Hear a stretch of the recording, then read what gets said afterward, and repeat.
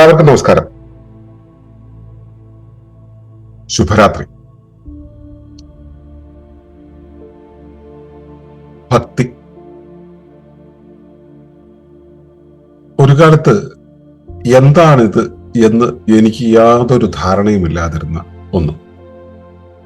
കാരണം പലരും പല ബിംബങ്ങളുടെയും മുമ്പിൽ കൈകൂപ്പി നിൽക്കുന്നു, പല കാര്യങ്ങളും ചെയ്യുന്നു. എന്താണ് ചെയ്യുന്നതെന്ന് ചോദിച്ചാൽ അറിയാത്ത എന്തൊക്കെയോ കാര്യങ്ങൾ ചെയ്യുന്നു.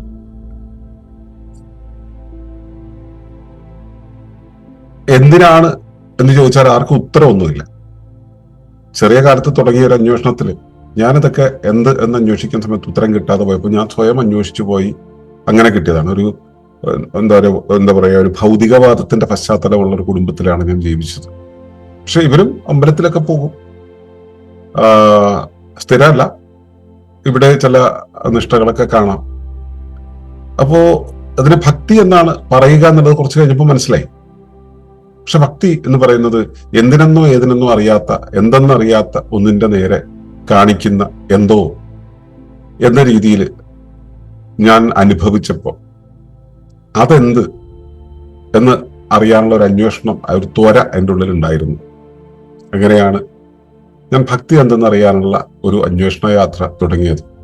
പക്ഷെ അതിന് കുറെ കാലം ഉത്തരവൊന്നും കിട്ടിയില്ല. പക്ഷെ എൻ്റെ ഉള്ളില് ചെറിയ കാലത്തുണ്ടായ ചില സംഭവങ്ങളുടെ വെളിച്ചത്തില് കരുണ എന്നുള്ള ഒരു വികാരം, അത് പേരിട്ട് വിളിക്കാൻ എനിക്ക് അറിയാത്ത കാലത്തിൻ്റെ ഉള്ളിലുണ്ടായി. ഒരു കോഴികളുടെ ഒരു കൂട്ടം, കോഴിയും കുഞ്ഞുങ്ങളുമായിട്ട് നടക്കുന്ന ഒരു കൂട്ടത്തെ പേടിപ്പിക്കാനായിട്ട് അതിന്റെ ഇടയിലേക്ക് ഞാനൊരു ചാട്ടം കൊടുക്കുന്നു. അന്ന് എനിക്ക് 6 or 7 വയസ്സാണ്. എന്റെ കാലിന്റെ അടിയിൽപ്പെട്ട ഒരു കോഴി കുഞ്ഞ് ചതഞ്ഞ് അരയുന്നു. അതെന്റെ ഉള്ളിലുണ്ടാക്കിയ ആഘാതം എനിക്ക് പനി വരുത്തുന്നു. ഞാൻ കരയുന്നു കുറെ. ഇനി എന്നാൽ ഒരു ജീവിക്കും ഒരു ദ്രോഹവും ഉണ്ടാക്കില്ല എന്നുള്ള തീരുമാനം എടുക്കുന്നു. അങ്ങനെ മാംസാഹാരം നിർത്തുന്നു. അപ്പോ മാംസം പോലെ തന്നെയല്ലേ നീ കഴിക്കുന്ന ഇലയും എന്ന് അച്ഛൻ കളിയാക്കി ചോദിച്ചപ്പോ ഇലക്കറികൾ കഴിക്കുന്നത് നിർത്തുന്നു. അങ്ങനെ അങ്ങനെ അങ്ങനെ ഒരു ജീവിയെയും ഉപദ്രവിക്കാത്ത ഒരു ജീവിതത്തിലേക്ക് ഞാൻ പതുക്കെ നടന്നു കയറി. പൂക്കള് പറിക്കുന്നതിന് ഞാൻ ശക്തമായിട്ട് വിരോധിക്കാൻ തുടങ്ങിയപ്പോൾ എൻ്റെ അമ്മയൊക്കെ പൂ ചൂടുന്നത് വരെ നിർത്തേണ്ടി വന്നു. അങ്ങനെ അങ്ങനെ അങ്ങനെ ഈ പൂജയ്ക്ക് പൂക്കൾ പറിച്ച് അർപ്പിക്കുന്നതിനൊക്കെ ഞാൻ ചെറിയ കാലത്ത് തന്നെ ശക്തമായിട്ട് എതിർത്തു. അങ്ങനെ ഒരു ജീവിയെയും ദ്രോഹിക്കാതെ നമുക്ക് എങ്ങനെ ജീവിക്കാമെന്നത്, ഇപ്പൊ ചുടുവെള്ളം വെള്ളത്തിൽ മണ്ണിലേക്ക് ഒഴിക്കുന്നത്, ഇങ്ങനെയുള്ള ഒരുപാട് കാര്യങ്ങളിൽ ശ്രദ്ധ വന്നു. ഈ കാലത്ത് തന്നെ എനിക്ക് പാട്ട് ഭയങ്കര ഇഷ്ടമായിരുന്നു. പാടുകയും ചെയ്യുമായിരുന്നു. പാട്ടിൽ അലിഞ്ഞു നിൽക്കുന്ന സമയത്ത് എവിടെയൊക്കെ അതിന്റെ വരികളോട് താല്പര്യം തോന്നിയെങ്കിലും വരികളെക്കാളും കൂടുതൽ എന്നെ ആകർഷിച്ചത് അതിന്റെ ഈണമാണ്. ഈണത്തിലൂടെ പോകുന്ന സമയത്ത് കുറച്ച് കഴിയുമ്പോൾ ഈണവും മറന്ന് പാട്ടിൽ അലിഞ്ഞു നിൽക്കാനും പാട്ടായി മാറാനുമുള്ള ഒരു ത്വര എൻ്റെ ഉള്ളിൽ ഉണ്ടാകുന്നത് ഞാൻ അറിഞ്ഞു. ഇങ്ങനെ ആണ് ഞാൻ ഭക്തിയെ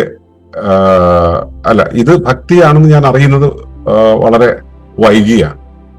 ഭക്തിയുടെ ഭാവമാണ്, ഭക്തിക്കുള്ള യോഗ്യതയാണ് എന്നറിഞ്ഞത് വൈകിയാണ്. അപ്പോൾ ഇങ്ങനെ യാത്ര ചെയ്ത ഒരു പശ്ചാത്തലമാണ് എനിക്കുണ്ടായിരുന്നത്. ഇതിൻ്റെ ഒപ്പമാണ് ഈശ്വരൻ എന്നുള്ള സംവിധാനത്തെ കുറിച്ച് പലരും പല കഥകൾ പറയുന്നു.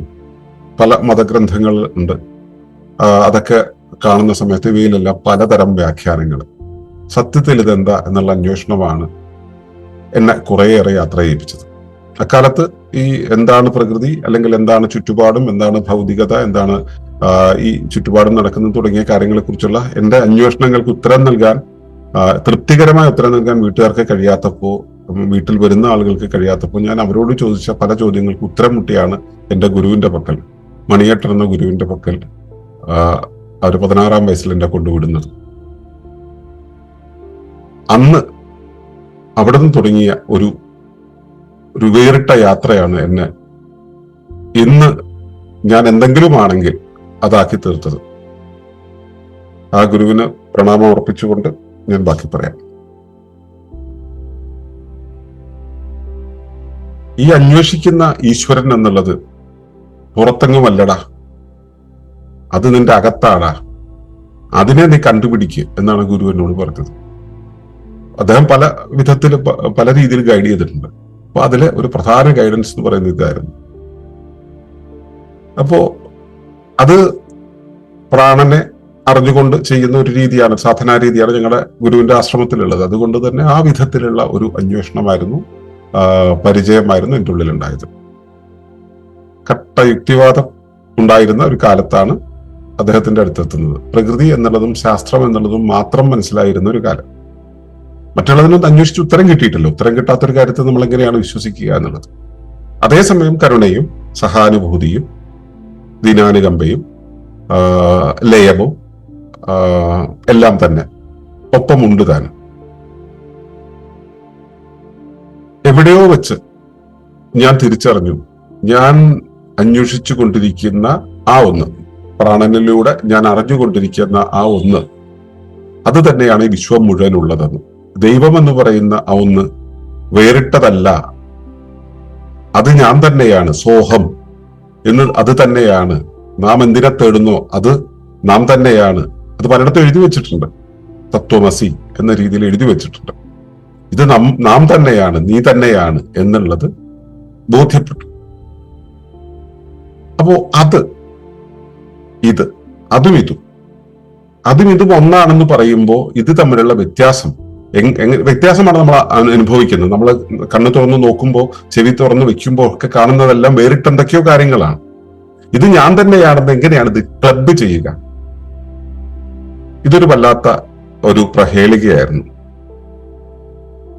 ആ അന്വേഷണമാണ് പിന്നെ ശാസ്ത്രത്തിന്റെ വഴി യാത്ര ചെയ്യാൻ ശീലിച്ച എനിക്ക് ഗുരുവിന്റെ പക്കലെത്തി സാധനകളിലൂടെ കടന്നുപോയി അദ്ദേഹത്തിന്റെ ചില ചോദ്യങ്ങൾക്ക് മുമ്പിൽ പതറിയിട്ട് വായന നിർത്തേണ്ടി വന്ന ഞാൻ വായന നിർത്തി സാധനയിൽ മാത്രം ഒതുങ്ങി മുൻപോട്ട് പോയപ്പോഴാണ് ഇന്ന് ഞാൻ പറഞ്ഞുകൊണ്ടിരിക്കുന്ന മുഴുവൻ കാര്യങ്ങളും, ഞാൻ വ്യാഖ്യാനിച്ചുകൊണ്ടിരിക്കുന്ന മുഴുവൻ കാര്യങ്ങളും എന്നിൽ തെളിഞ്ഞത്. അപ്പൊ ഈ വിധത്തിൽ ഉള്ള ഒരു യാത്രയിലൂടെയാണ് ഞാൻ ഈശ്വരീയം എന്നുള്ളൊരവസ്ഥയെ തിരിച്ചറിയുന്നത്. അന്ന് ഈശ്വരൻ എന്നുള്ളൊരവസ്ഥയെ കൃത്യമായിട്ട് അറിയില്ലെങ്കിലും ഈശ്വരീയം എന്നുള്ളൊരവസ്ഥയെ ഞാൻ അനുഭവിച്ചു. കുറെ കഴിഞ്ഞപ്പോഴാണ് മനസ്സിലായത് ഈശ്വരൻ അല്ല, ഈശ്വരീയമാണുള്ളത്. ഈശ്വരൻ എന്നുള്ളത് നമ്മള്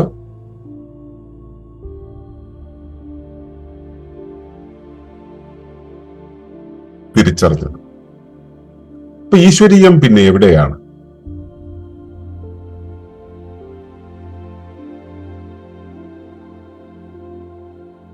കേൾക്കുന്നുണ്ടല്ലോ അല്ലെ? ഓക്കെ. ഈശ്വരീയം എന്നുള്ളത് എവിടെയാണ് എന്നുള്ളത് അറിഞ്ഞത് അവിടെ ഈ സിസ്റ്റംസ് ലോ അല്ലെങ്കിൽ വ്യവസ്ഥാ നിയമം എന്ന് പറയുന്ന നിയമം എന്നെ വല്ലാതെ സഹായിച്ചിട്ടുണ്ട്. ഇതെല്ലാം പഠിക്കുന്ന സമയത്തും എൻ്റെ ഉള്ളിൽ നേരത്തെ പറഞ്ഞ കരുണ, ദീനദയ, സഹാനുഭൂതി തുടങ്ങിയ കാര്യങ്ങളെല്ലാം തന്നെ കൃത്യമായിട്ട് പ്രവർത്തിക്കുന്നുണ്ട്. ഞാൻ അമ്മയുടെയും അച്ഛന്റെയും പിടികളിൽ നിന്നും മാറി, അവരുടെ നിയന്ത്രണ ഘട്ടത്തിൽ നിന്നും മാറി തനിയെ നിൽക്കാനായ നിമിഷം മുതൽ ഞാനൊരു കൂട്ടായ ജീവിത സംവിധാനം ഉണ്ടാക്കിയിട്ട് അതിനകത്ത് എൻ്റെ കൂട്ടാളികളുടെ ഒപ്പമാണ് ജീവിച്ചത്. ഒരു സ്വകാര്യ ജീവിതം നയിക്കാൻ ഞാൻ ശ്രമിച്ചിട്ടില്ല. പക്ഷെ അവിടെ അതിനകത്ത് ഞാനൊരു സ്വകാര്യ സ്പേസ് ഉണ്ടാക്കിയിട്ട് അവിടെ ഈ കൂട്ടത്തിന്റെ ആളുകളെ പോലും കാണാതെ കുറെ വർഷങ്ങൾ ജീവിക്കാൻ എനിക്ക് സാധിച്ചു. അവിടെയാണ് ഞാൻ ഈശ്വരീയം എന്നുള്ളൊരവസ്ഥയെ കൃത്യമായിട്ട് അനുഭവിക്കാൻ തുടങ്ങിയത്. ഈ ഈശ്വരീയം എന്നുള്ള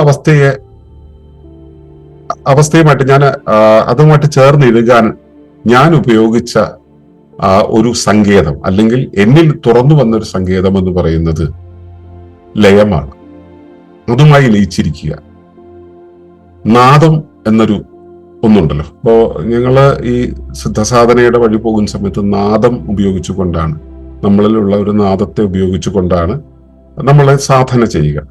ഈ നാദത്തിൽ ലയിച്ചിരിക്കുന്ന ഒരവസ്ഥ, നാദത്തിൽ ലയിച്ചിരിക്കുന്ന ഒരവസ്ഥ നമുക്ക് ശബ്ദം മാത്രം നമ്മൾ ആദ്യം ശ്രവിക്കുകയല്ല, അത് ഞാനതിനെ വിശദീകരിക്കുന്നില്ല. പ്രാക്ടീസ് ചെയ്തുകൊണ്ടിരിക്കുന്നു. ശബ്ദത്തെ നമ്മൾ അറിയുന്നു, അല്ലെങ്കിൽ അതിന്റെ കമ്പനത്തെ അറിയുന്നു. ഈ കമ്പനം കൊണ്ടാണ് ലയിക്കുന്നത്. ഇത് തന്നെയാണ് സംഗീതത്തിലുള്ള ലയവും. അപ്പോൾ സംഗീതത്തിലുള്ള ലയവും ഈ നമ്മുടെ ആത്മനാദത്തെ വെളിപ്പെടുത്തുന്ന ലയവും കുറെ കഴിയുമ്പോൾ നമ്മൾ കേൾക്കാൻ തുടങ്ങുന്ന ഒരു നാദമുണ്ട്. ആ നാദത്തിലുള്ള ലയവും ഇതെല്ലാം ഒന്നു തന്നെയാണെന്നുള്ള ബോധ്യമുണ്ടായി. അപ്പോ എൻ്റെ കൂടെ ഖദീജ എന്ന് പറയുന്ന ഒരു പെൺപട്ടി ഉണ്ടായിരുന്നു. അന്ന് ഞാൻ ചെന്നൈയിലായിരുന്നു. ചെന്നൈയിലെ ഒരു കാട് പിടിച്ച പ്രദേശത്ത്, ചെന്നൈയിൽ നിന്നും ഒരു 35 കിലോമീറ്റർ ദൂരെ കാട് പിടിച്ച ഒരു പ്രദേശത്ത് ഒരു വീട്ടില് രണ്ട് വീടുകളിലെ ഒരു അതിലെ ഒരു വീട് ഐസൊലേറ്റ് ചെയ്തിട്ടുണ്ട്. അതിനകത്ത് ഒറ്റയ്ക്ക് ജീവിക്കുക. എൻ്റെ കൂട്ടാളികൾ അപ്പുറത്തുണ്ടാവും. അവർ എനിക്ക് വേണ്ടുന്ന സാധനങ്ങൾ എത്തിച്ചു തരും. അവരുമായിട്ട് മറ്റ് കമ്മ്യൂണിക്കേഷൻസ് ഇല്ല, സ്നേഹവും ബന്ധമൊന്നും ഇല്ല എന്നല്ല പറയുന്നത്, വിനിമയങ്ങളൊന്നുമില്ല. അങ്ങനെ മാറി നിൽക്കുന്ന സമയത്ത് പിന്നെ അവിടെ ഒരു പല്ലി, പിന്നെ ഇടയ്ക്ക് വന്നു പോകുന്ന ഒരു പാമ്പ് ഒക്കെ ഉണ്ടായിരുന്നു. അപ്പൊ ഇവരൊക്കെ ആയിട്ടുള്ള ഒരു സഹവർത്തിത്വത്തില്, ഇവരും ഞാനും തമ്മിലുള്ള ബന്ധത്തില്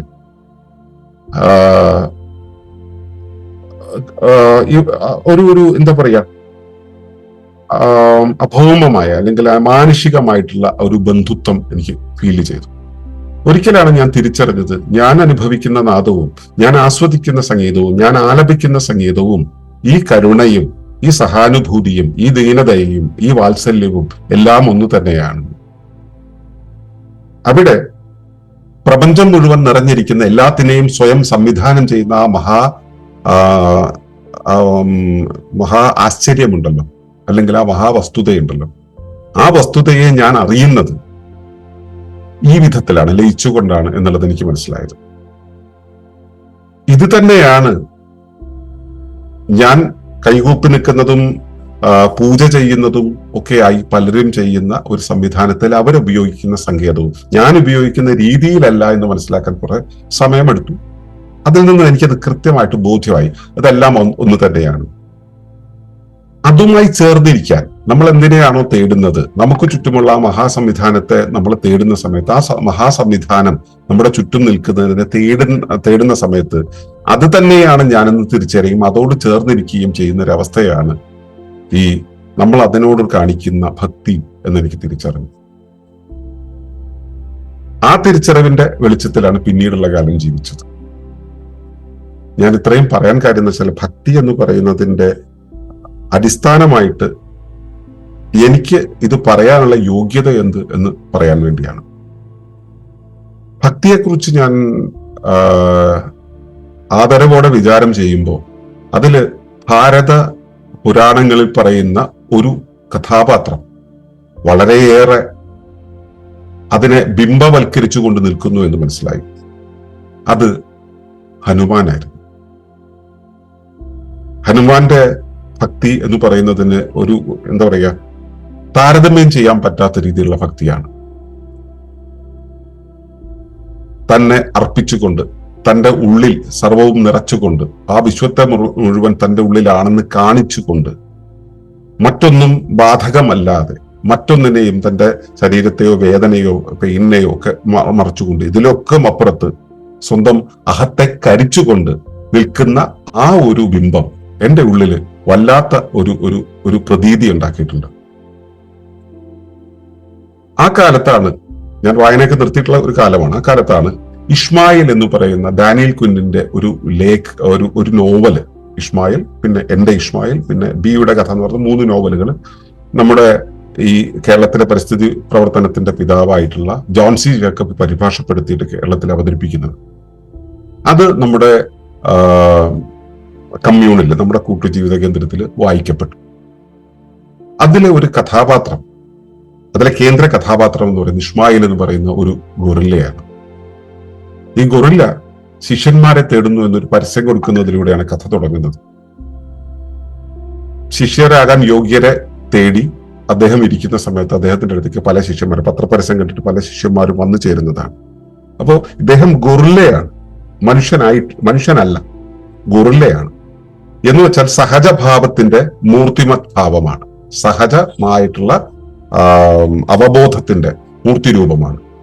എവിടെ നിന്നാണ് മനുഷ്യകുലം ഈ നാശത്തിന്റെയും വിസ്ഫോടനത്തിന്റെയും ഒക്കെ ഒരു തലത്തിലേക്ക് ഇങ്ങനെ മാറിപ്പോയത് എന്ന് അദ്ദേഹം വളരെ ശക്തമായിട്ട് വിശദീകരിക്കുന്നത് എനിക്ക് കേട്ടപ്പോ, ഈശ്വരീയം എന്നുള്ളൊരവസ്ഥ കൃത്യമായി സഹജാവബോധത്തിൽ നമ്മളിൽ നിറച്ചു വെച്ചിട്ടുള്ളതിന്റെ ആ ഒരു ചാരുത, അതിന്റെ സൗന്ദര്യം കൃത്യമായി ബോധ്യപ്പെടാൻ പറ്റി. ഈ അവസ്ഥ എന്റെ സാധനകളിലൂടെ കടന്നുപോയപ്പോൾ ഞാൻ അനുഭവിച്ചിട്ടുള്ളതാണ്. അതിന് നല്ലൊരു വ്യാഖ്യാനം ഈ ഇഷ്മായിൽ എന്ന് പറയുന്ന ഒരവസ്ഥ നൽകി. എനിക്ക് ഇസ്മായിലും ഹനുമാനും രണ്ടല്ല, രണ്ടുപേരും ഒരാളാണ്. ഭക്തിയുടെ പൂർണ്ണ രൂപമാണ്. എന്താണ് ഭക്തി? തന്റെ പരിസരവുമായിട്ടുള്ള ലയമാണ് ഭക്തി. പരിസരം എന്ന് പറയുമ്പോൾ ശരീരത്തിന് പുറത്തും ശരീരത്തിനകത്തും നിറഞ്ഞു നിൽക്കുന്ന ആ ഒന്ന്. നമ്മൾ സ്ഥിരം പറയുന്ന ഒരു ഉദാഹരണത്തിനെ വെച്ചുകൊണ്ട് ഒന്നുകൂടെ പറയാം. ഒരു ചീനവല ഉണ്ടെന്ന് കരുതുക, ഒരു കായലിൽ ഒരു ചീനവല ഉണ്ടെന്ന് കരുതുക. ചീനവലയ്ക്ക് അകത്തേക്ക് ബോട്ടുകൾ വന്ന് കയറാതിരിക്കാൻ വേണ്ടി അതിന് ചുറ്റും തെങ്ങുംകുറ്റികൾ അടിച്ചു വയ്ക്കും. ഈ തെങ്ങുകുറ്റികളുടെ പുറത്തും അകത്തും കായലാണ്. അകത്ത് ഈ പ്രവർത്തിക്കാനുള്ള ഒരു ഏരിയ, പുറത്ത് പ്രവർത്തിക്കുന്നില്ല. അവിടെയും കായലാണ്, ഇവിടെയും കായലാണ്. ഈ വേർതിരിവ് എന്നുള്ള ആ ഒന്നിനെയാണ് നമ്മൾ അഹം എന്ന് വിളിച്ചത്. ഈ അഹത്തിന്റെ അകത്തും പുറത്തും കായൽ തന്നെയാണ്. ഇങ്ങനെ നിറഞ്ഞിരിക്കുന്ന മഹാബോധത്തിൽ, അകത്തും പുറത്തും നിറഞ്ഞിരിക്കുന്ന മഹാബോധത്തിൽ അകത്തിന്റെയും പുറത്തിന്റെയും വേർതിരിവുകളെ മാറ്റി, അഹത്തിന്റെ ആ ഒരു വേർതിരിവുകളെ മാറ്റി നമ്മൾ ഇത് ലയത്തിലാകുന്ന സമയത്ത് രണ്ടെന്ന അവസ്ഥയില്ല, നമ്മൾ ഒന്നാണെന്ന് തിരിച്ചറിയും. ആ ഒന്നെന്ന് തിരിച്ചറിയാനുള്ള ആ ടൂളിനെ പൊതുവെ വിളിക്കുന്ന പേരാണ് ഭക്തി എന്നത്. പക്ഷേ നമ്മൾ ഈ വേലിയുടെ, ഈ തെങ്ങിൻകുറ്റി കൊണ്ട് കെട്ടിയതോ അല്ലെങ്കിൽ ഞാനെന്ന് വിളിക്കുന്നതോ എന്റെ തൊലിപ്പുറം എന്ന് ഞാൻ സങ്കല്പിക്കുന്നതോ ആയിട്ടുള്ള ഞാൻ എന്നുള്ള ഭാവത്തിന്റെ വെളിയിലുള്ളതിനെ, ഞാൻ എനിക്കകത്തുള്ളതല്ലാതെ പുറത്തുള്ളത് എന്ന് ഞാൻ വ്യാഖ്യാനിക്കുന്ന വെളിയിലുള്ളതിനെ ഞാൻ കാണുന്നത് എവിടെയാണ്, എങ്ങനെയാണ്? എന്റെ സുഹൃത്തുക്കളുടെ രൂപത്തില്. പിന്നെ സുഹൃത്തുക്കളെ എല്ലാം കണ്ടു കഴിഞ്ഞിട്ട് ഞാൻ തളരുമ്പോ തിരിച്ചു വന്നിരിക്കുന്നത് എന്റെ അമ്മയുടെ മടിത്തട്ടിലാണ്. അപ്പോഴും ഞാൻ നോക്കുന്നത് പുറത്തേക്കാണ്, അമ്മയെ കാണില്ല. കാരണം അമ്മ എപ്പോഴും ഉണ്ടല്ലോ കൂടെ, അച്ഛൻ എപ്പോഴും ഉണ്ടല്ലോ കൂടെ, അതിനെ ഞാൻ നോക്കില്ല. അവരുടെ മടിത്തട്ടിലാണ്.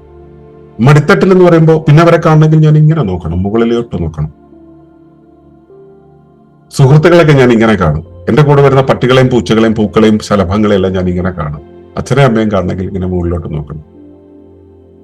അങ്ങനെ മുകളിലോട്ട് നോക്കി ഇരിക്കേണ്ടി വരുന്ന ഒരു അവസരത്തിലാണ് ഞാൻ അന്ന് ഏതോ ഒരു ഈശ്വര പ്രാർത്ഥനയുടെ ചിത്രം എന്റെ മുന്നിലൂടെ കടന്നുപോയത്. ഇങ്ങനെ കാണുന്ന ഒരവസ്ഥ, ഇങ്ങനെയോ കാണുന്ന ഒരവസ്ഥ, മുകളിലേക്ക് നോക്കി നിൽക്കുന്ന ഒരവസ്ഥ. ഇത് തന്നെ ഹനുമാൻ ഏതൊരു കഥാഘട്ടത്തിൽ ഞാൻ കണ്ടുപോയ എന്തിന്റെ ഒരു ഘട്ടത്തിൽ ഹനുമാൻ ഇതുപോലെ ഇരിക്കുന്ന ഒരവസ്ഥ കണ്ടു. ഈ കാലഘട്ടത്തിൽ ഞാൻ ഇതിന്റെ കാലഘട്ടമൊന്നും എനിക്ക് ഓർമ്മയില്ല. ഞാൻ ഒരുപാട് കാലങ്ങളിൽ ഇത് ഇങ്ങനെ യാത്ര ചെയ്തുകൊണ്ട് എനിക്ക് ആ കാലഘട്ടങ്ങൾ ഓർമ്മയില്ല. എങ്കിലും ഞാൻ അതിനെ ചേർത്ത് പറയാൻ ശ്രമിക്കുകയാണ്. വ്യവസ്ഥാ നിയമത്തെ കുറിച്ച് പഠിക്കുന്നത്. വ്യവസ്ഥാ നിയമത്തില് പ്രപഞ്ചം എന്ന് പറയുന്ന ഏക ശരീരത്തിന്റെ അകത്ത് കൂടുകളായി നിൽക്കുന്ന ഒരവസ്ഥയെ ഞാൻ മനസ്സിലാക്കുന്നത്. ഇങ്ങനെയാണ് പ്രപഞ്ച സംവിധാനമെന്നും ആ സംവിധാനത്തിന്റെ ഇടയിൽ എവിടെയോ നിൽക്കുന്ന ഒരിടത്താണ് ഞാൻ എന്നുള്ള എന്റെ ചിന്ത ഉണ്ടാകുന്നതെന്നും എന്റെ ബോധം നിലനിൽക്കുന്നതെന്നും എനിക്ക് മനസ്സിലായി. അതിന്റെ അകത്തേക്ക് നോക്കുന്ന സമയത്ത് അതിന്റെ അകത്തേക്ക് എന്റെ ശരീരത്തിനകത്ത് അവയവങ്ങൾക്കകത്ത് കലകൾക്കകത്ത് കോശങ്ങൾ എന്ന രീതിയിൽ. ഇപ്പോ പ്രപഞ്ചത്തിനകത്ത് നമ്മുടെ ഗാലക്സി, അതിനകത്ത് സൗരയൂഥം, അതിനകത്ത് ഭൂമി, അതിനകത്ത് ജീവരാശികൾ, അതിനകത്ത് മനുഷ്യരാശി, അതിനകത്ത് ഞാൻ, അതിനകത്ത് അവയവങ്ങൾ, അതിനകത്ത് കലകൾ, അതിനകത്ത് കോശങ്ങൾ എന്നുള്ള രീതിയിലുള്ള ഒരു സുന്ദരമായ ക്രമീകരണം കണ്ടത്. ഈ പ്രപഞ്ചം മുഴുവൻ ഒറ്റ ശരീരമാണെന്ന് പറയുന്ന ആ ഒരു മഹാവസ്തുതയെ കൃത്യമായി അനുഭവിച്ചു ബോധ്യമാകാൻ കഴിഞ്ഞപ്പോ, അനുഭവിക്കുന്നത് എങ്ങനെയാണ്? നമ്മൾ അതുമായിട്ട് ലയത്തിലാകുമ്പോഴേ അനുഭവിക്കാൻ കഴിയൂ. അങ്ങനെ അനുഭവിച്ചു ബോധ്യമാകാൻ കഴിഞ്ഞപ്പോഴാണ് ഇതിന്റെ ഒരു നില മനസ്സിലായത്. അപ്പോഴാണ് എന്നെ കരുതിയിരിക്കുന്ന എന്നെ മൂടിയിരിക്കുന്ന കൂടുണ്ടല്ലോ, എന്നെ കരുതിയിരിക്കുന്ന, എന്റെ ഗർഭപാത്രത്തിൽ പൊതിഞ്ഞിരിക്കുന്ന ആ അവസ്ഥയെ, എന്റെ അമ്മ എന്ന വസ്തുത അമ്മയുടെ പുറത്തു വന്നെങ്കിലും ഞാൻ ചെറുതാണ്. അമ്മയുടെ മടിത്തട്ടിൽ ചെന്നിരിക്കുമ്പോൾ ഞാൻ അമ്മയെ കാണണമെങ്കിൽ മുകളിലോട്ട് നോക്കണം. എന്നാൽ താഴോട്ട് നോക്കിയാൽ അമ്മയുടെ മടിത്തട്ടാണ്, അവിടെ അത് തന്നെയാണ്. ചുറ്റും നോക്കുമ്പോൾ അമ്മ എന്നെ പൊതിഞ്ഞിരിക്കുന്നു, അവിടെയും അമ്മ തന്നെയാണ്. അപ്പൊ ഇതിനകത്തെല്ലാം എനിക്ക് ചുറ്റും ഇങ്ങനെ പൊതിഞ്ഞിരിക്കുന്ന ആ അമ്മത്വം, ഈ അമ്മത്വത്തിന്റെ ഒരു വലിയ അമ്മത്വമാണ് ഭൂമി എന്ന്, പ്രകൃതി എന്ന് മനസ്സിലായി.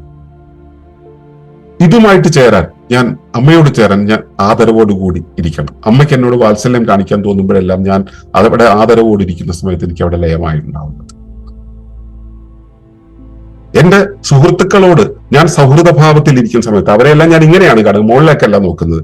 ആ സമയത്ത് ലയമാണ് ഉണ്ടാവുന്നത്. എന്റെ ചുറ്റുമുള്ള പുഷ്പങ്ങളെ, ശലഭങ്ങളെ എല്ലാം കാണുന്ന സമയത്ത് ഞാൻ ഇങ്ങനെയാണ് നോക്കുന്നത്. പക്ഷെ അവയോട് അതിന്റെ സൗന്ദര്യത്തെ ഞാൻ ആസ്വദിക്കുന്ന സമയത്ത് ഇത് തന്നെയാണ് ഉണ്ടാവുന്നത്, ഈ ലയമാണ് ഉണ്ടാവുന്നത്. ഇവയെല്ലാം ചലിക്കുമ്പോൾ ആ ചലനത്തിന്റെ ആകത്തുകയെ ഞാൻ സംഗീതം എന്ന രീതിയിൽ ഗ്രഹിക്കുന്ന സമയത്ത് അതുമായിട്ട് എന്നിലുണ്ടാകുന്നതും ഈ ലയമാണ്. ഇപ്പോ വ്യവസ്ഥാ നിയമപ്രകാരം കൂടുകൾക്കകത്ത് കൂടുകളായി നിൽക്കുന്ന ഒരു അവസ്ഥയുണ്ടല്ലോ. ഈ അവസ്ഥയിൽ എനിക്ക് ചുറ്റും ഞാൻ കാണുന്നതിനോടും എനിക്ക് അകത്തുള്ളതിനോടും എനിക്ക് പുറത്തുള്ളതിനോടും ഉള്ളതെല്ലാം വെവ്വേറെ അളവിലുള്ള വെവ്വേറെ മാനങ്ങളിലുള്ള ലയം തന്നെയാണ് എന്ന് ബോധ്യമാകാൻ കഴിഞ്ഞു.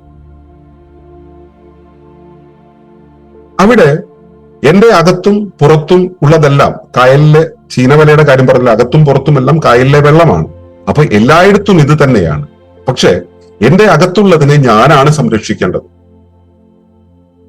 എന്നിൽ എന്റെ മടിത്തട്ടിൽ വന്നിരിക്കുന്ന ഒരു കുഞ്ഞ്, ഒരു പട്ടിക്കുഞ്ഞ് അല്ലെങ്കിൽ ഒരു കിളിക്കുഞ്ഞ്, ഇതിനെ ഞാൻ തന്നെയാണ് പ്രൊട്ടക്ട് ചെയ്യേണ്ടത്. അതിന്റെ ധർമ്മം എനിക്കാണ്.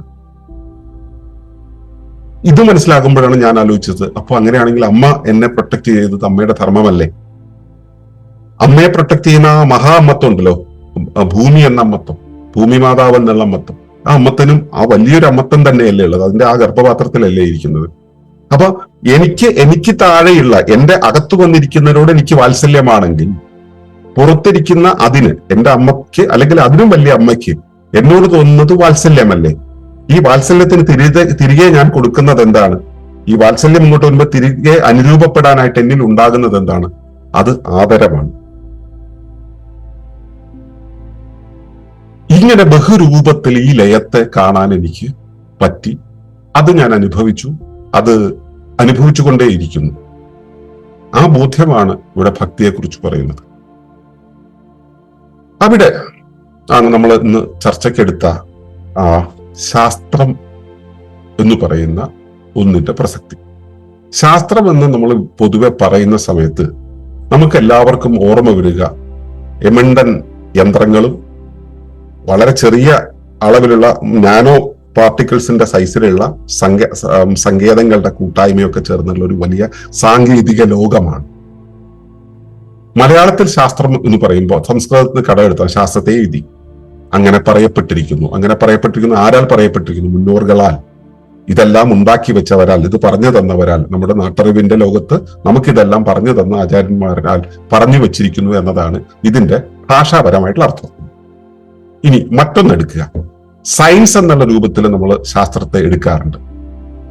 സയൻസ് എന്നുള്ള രൂപത്തിൽ എടുക്കുന്ന സമയത്ത് ശരിയായ പരിഭാഷയല്ല അത് എന്ന് എല്ലാവർക്കും അറിയാം. അവിടെ സയൻസിനെ നമ്മൾ എടുക്കേണ്ടത് എങ്ങനെയാണ്? ശാസ്ത്രം എന്ന രൂപത്തിൽ എടുക്കേണ്ടത് എങ്ങനെയാണ്? ശാസ്ത്രം എന്നത് സങ്കേതമാണ്. പ്രകൃതിയുടെ ഒരു സങ്കേതത്തെ അങ്ങനെ വ്യാഖ്യാനം ചെയ്ത് പറയപ്പെട്ടിരിക്കുന്നു എന്ന അർത്ഥത്തിൽ വേണം എടുക്കാൻ. പ്രകൃതിയുടെ ഒരു സങ്കേതത്തെ എടുത്തുകൊണ്ടാണ് ഇവിടെയുള്ള സർവ്വ സാങ്കേതിക വിദ്യകളും ഉണ്ടാക്കിയിട്ടുള്ളത്. പ്രകൃതിക്ക് പുറത്ത് നിന്നൊരു സാങ്കേതിക ഉണ്ടാക്കാൻ നമുക്ക് കഴിയില്ലല്ലോ, കാരണം പ്രകൃതിക്ക് അകത്താണ് നമ്മൾ. പ്രകൃതിയിലെ സങ്കേതങ്ങളെയാണ്, പ്രകൃതിയിലെ ഓരോ കണവും എങ്ങനെ പ്രവർത്തിക്കുന്നു, അവയുടെ സ്വഭാവ സവിശേഷതകൾ എന്തൊക്കെയാണ്, അവയുടെ പ്രതിഭാസങ്ങൾ എന്തൊക്കെയാണെന്ന് അറിഞ്ഞുകൊണ്ടാണ് നമ്മൾ അതിനെ ഒരു ചെറിയ ഒരു ക്ലോസ്ഡ് എൻവയോൺമെന്റിൽ ഒരു സങ്കേതമായിട്ട് പരിണമിപ്പിക്കുന്നത്. ഇക്കോ മിമിക്രി എന്നാണ് അതിന് പറയുക. പ്രകൃതിയെ മിമിക് ചെയ്യുന്ന ഒരവസ്ഥ. അതിലൂടെയാണ് സങ്കേതങ്ങൾ ഉണ്ടായിട്ടുള്ളത്. ഈ സങ്കേതം പ്രയോഗിക്കാനായിട്ടുള്ള ഒരു വസ്തുതയായി മാറുമ്പോൾ സാങ്കേതിക വിദ്യയായി മാറും. അതിനെയാണ് നമ്മൾ ശാസ്ത്രം എന്ന രീതിയിൽ നമ്മൾ ഈ നാട്ടുവർത്തമാനത്തിൽ പറയുന്നത്. ശാസ്ത്രം വല്ലാതെ വളർന്നു എന്നൊക്കെ പറയുന്നില്ലേ? ഈ സാങ്കേതിക വിദ്യ പ്രയോഗക്ഷമമായി ഉപയോഗിച്ചപ്പോൾ നമ്മൾ അതിനെ അങ്ങനെ പറയുന്നു. അതിന് ശരികളും തെറ്റുകളും ഒക്കെ വരുന്നുണ്ട്. അതിന്റെ പ്രയോഗത്തിൽ ഒരുപാട് പ്രശ്നങ്ങളും പ്രശ്നക്കേടുകളും ഒക്കെ വരുന്നുണ്ട്. ഇതൊക്കെ അവിടെ ഇരിക്കട്ടെ. പക്ഷെ ശാസ്ത്രം എന്ന് പറയുന്ന ഇപ്പൊ സങ്കേതമാണെങ്കിൽ പോലും ശാസ്ത്രം എന്ന് പറയുന്നതിന്, ഞാൻ ശാസ്ത്രത്തിന്റെ വഴിയിലൂടെ വളർന്നു വന്ന ഒരാളായതിന് ഉറപ്പിച്ച് പറയാൻ കഴിയും, ശാസ്ത്രം എന്നത് സത്യത്തെ ഭൗതികമായി തിരിച്ചറിയിക്കാനുള്ള ഒരു മാനകം ആണ്. മാനകം എന്ന് വെച്ചാൽ അളവുകൾ, അല്ലെങ്കിൽ അളക്കാനുള്ള സങ്കേതം, കാര്യത്തെ തിരിച്ചറിഞ്ഞ് കൃത്യമായി ബോധ്യപ്പെടാനുള്ള സങ്കേതം. പക്ഷെ അതിന് പരിമിതിയുണ്ട്. നമ്മുടെ പഞ്ചേന്ദ്രിയങ്ങൾ കൊണ്ട് അളക്കാൻ കഴിയുന്ന, നമ്മുടെ കയ്യിലുള്ള ടൂളുകൾ ഉപയോഗിച്ച് മാത്രമേ അളക്കാൻ കഴിയൂ. ഈ ടൂളുകൾ തീരുന്നിടത്ത് നമ്മുടെ അളക്കൽ തെറ്റും, അല്ലെങ്കിൽ അളക്കൽ നിന്നു പോകും. അതിനും അപ്പുറത്തൊരു അളവുണ്ട്. ഈ അളവിനെ നമ്മൾ എങ്ങനെയാണ് തിരിച്ചറിയുക? അപ്പോ ഇതിന്റെ പരിമിതി, നമുക്ക് ഒരു മീറ്റർ നീളമുള്ള ഒരു കാര്യമാണെങ്കിൽ അതിനെ പലതവണ ഇട്ടിട്ട് അളക്കേണ്ടി വരും. പക്ഷെ 1 മീറ്റർ നീളമുള്ള ഒരു കോല് കയ്യിലുള്ളപ്പോൾ 1 ലിറ്റർ വെള്ളം കിട്ടിയാൽ ഇതിനെങ്ങനെയാണ് അളക്കുക? അളക്കാൻ കഴിയില്ല. അളക്കാൻ കഴിയില്ല എന്ന് നമ്മൾ സമ്മതിക്കുന്നിടത്താണ് നമ്മൾക്ക് കൂടുതൽ വ്യക്തമായിട്ടുള്ള അളവുകോലുകളിലേക്ക് ചെല്ലാൻ കഴിയും. അപ്പോൾ അളക്കാൻ കഴിയാത്ത പലതും ഉണ്ടെന്നുള്ളത് ശാസ്ത്ര പഠനത്തിൽ നിന്ന് വളരെ കൃത്യമായിട്ട് മനസ്സിലായി. അളക്കാൻ കഴിയാത്തതിനെ നമുക്ക് അനുഭവിച്ചാണ് മനസ്സിലാക്കാൻ കഴിയും. അപ്പോ പ്രകൃതിയുടെ പ്രതിഭാസങ്ങൾ ഓരോന്നിലും തെളിഞ്ഞു കാണുന്നത്, ആ പ്രതിഭാസങ്ങളെ ചിലതിനെ അളക്കാൻ കഴിയും, ചിലതിനെ അളക്കാൻ കഴിയില്ല, നമുക്ക് അനുമാനിക്കാൻ കഴിയും. ഇങ്ങനെയുള്ള അനുമാനങ്ങളാണ് പലപ്പോഴും ശാസ്ത്രം എന്ന രീതിയിൽ നമ്മുടെ മുന്നിലേക്ക് വന്നിട്ടുള്ളത്. അപ്പൊ ശാസ്ത്രത്തെ നമ്മൾ എങ്ങനെ ഉപയോഗിക്കാം? സാങ്കേതിക ശാസ്ത്രത്തെ വിടുക, സങ്കേതങ്ങളെ തിരിച്ചറിയാനുള്ള ആ മാനക രൂപമുണ്ടല്ലോ, അതിന്റെ അനുമാനങ്ങൾ ഉണ്ടല്ലോ, ഈ മാനങ്ങളെ എങ്ങനെയാണ് നമ്മൾ തിരിച്ചറിയുക? അതിന് നമ്മുടെ ജീവിതാനുഭവങ്ങളെ വെച്ച് റിലേറ്റ് ചെയ്തിട്ട് നമ്മൾ ആപേക്ഷികമായിട്ട് ചേർത്തിണക്കി വായിക്കാനാണ് നമുക്ക് കഴിയുക. അതിന് തത്വശാസ്ത്രം നമ്മളെ നല്ലപോലെ സഹായിക്കും.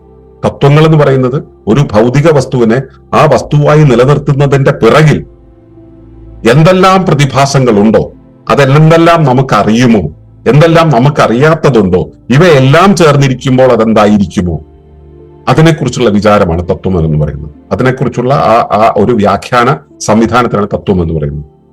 അതിന്റെ ശാസ്ത്രം, തത്വം ഇങ്ങനെ പറയുന്നു എന്ന ശാസ്ത്രം, തത്വശാസ്ത്രം വഴി നമുക്ക് കുറച്ചുകൂടെ വ്യക്തമായിട്ട് ഇതിനെ ബോധ്യപ്പെടാൻ കഴിയും.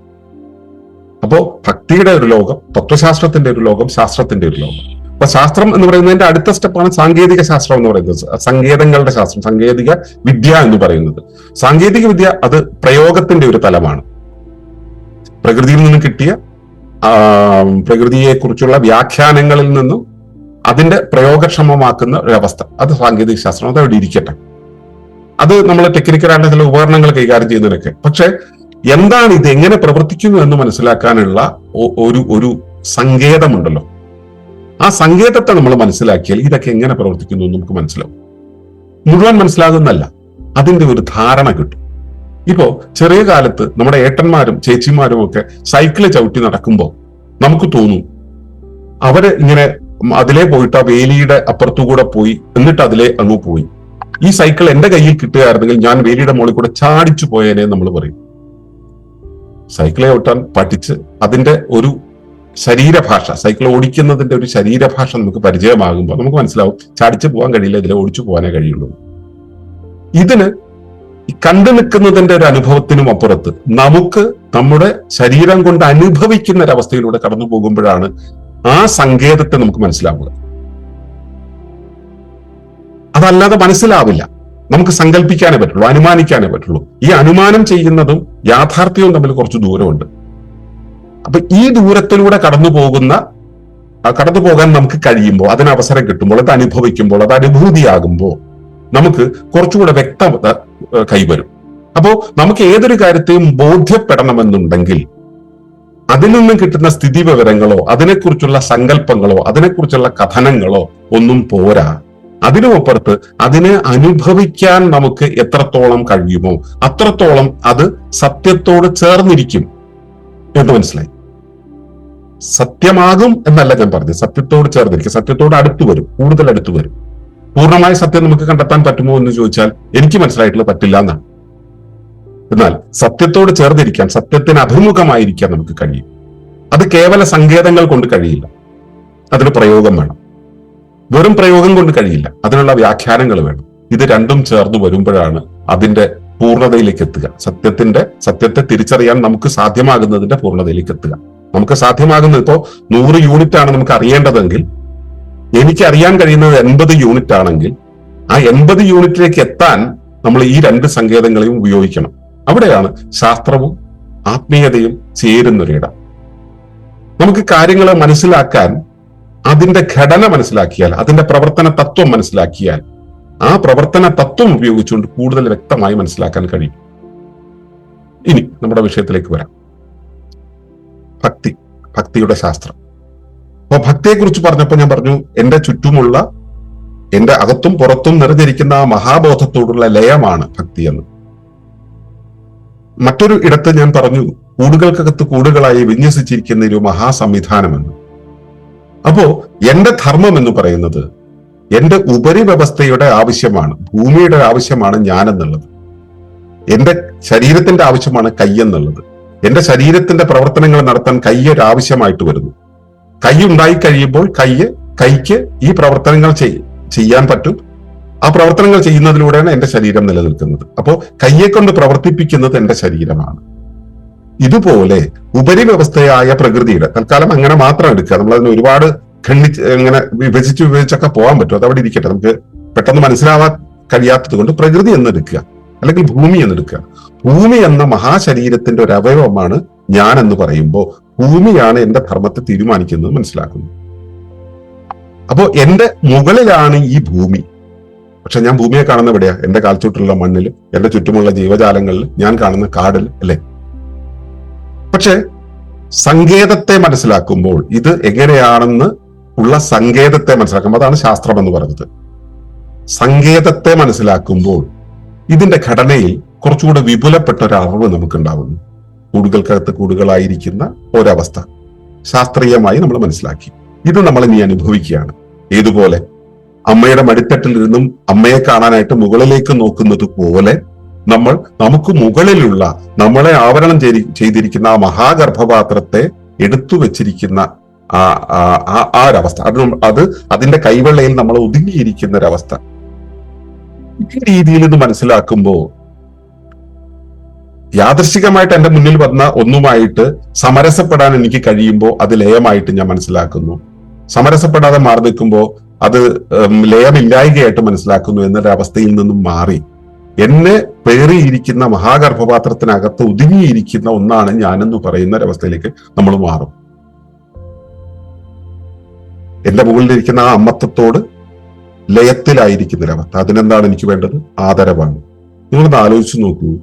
നിങ്ങൾ ഒരു പഠനമൊക്കെ കഴിഞ്ഞ് ജോലിയൊക്കെ കിട്ടി, ശമ്പളമൊക്കെ വാങ്ങി, ഒരു വണ്ടിയൊക്കെ വാങ്ങി ഇങ്ങനെ പോകുന്ന സമയത്ത് വണ്ടി എടുക്കാൻ പറ്റാത്തൊരു സാഹചര്യത്തിൽ നിങ്ങൾ ബസ്സിൽ നിങ്ങൾ ജോലിക്ക് പോവാണ്.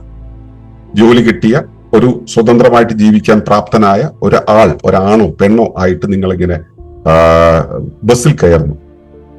വീടും വെള്ളവും മഞ്ചിയൊക്കെ വാങ്ങിച്ച് വീട്ടിലിട്ടിട്ടുണ്ട്. പക്ഷെ ഇപ്പൊ നമ്മൾ ബസ്സിലാണ് യാത്ര ചെയ്യുന്നത്. ബസ്സിൽ വെച്ച് 1ാം ക്ലാസ്സിൽ നമ്മളെ പഠിപ്പിച്ച ഒരു മാഷെ നമ്മൾ കാണുന്നു. നമ്മുടെ കൂടെ ഒരു കൂട്ടുകാരനുമുണ്ട്. കൂട്ടുകാരന്റെ മുന്നിൽ മഹാഗർഭോടുകൂടി നമ്മൾ നിൽക്കുന്ന സമയത്താണ് മാഷെ കാണുന്നത്. ഈ ഗർഭമൊക്കെ നിന്ന നിപ്പിൽ അങ്ങ് തീരും. എന്നിട്ട് മാഷിന്റെ അടുത്ത് പോയിട്ട് മാഷെ എന്ന് പറഞ്ഞ് വിളിച്ച് നമ്മൾ നിൽക്കുമ്പോൾ നമ്മുടെ ഒരു നിപ്പുണ്ട്. എന്നെ ഞാനാക്കിയതിൽ ആദ്യ ചുവടിട്ട് തന്ന ആ മഹാ തേജസ്വി, അതിനോട് എനിക്കുണ്ടാവുന്ന വികാരം എന്താണ്? ആദരവാണ്, അല്ലെ? ആ സമയത്ത് എന്റെ തൊഴിലിന്റെ, ശമ്പളത്തിന്റെ, ഞാനെന്നുള്ള വ്യക്തിയുടെ ഗർവ് ഒക്കെ എവിടെ പോയി?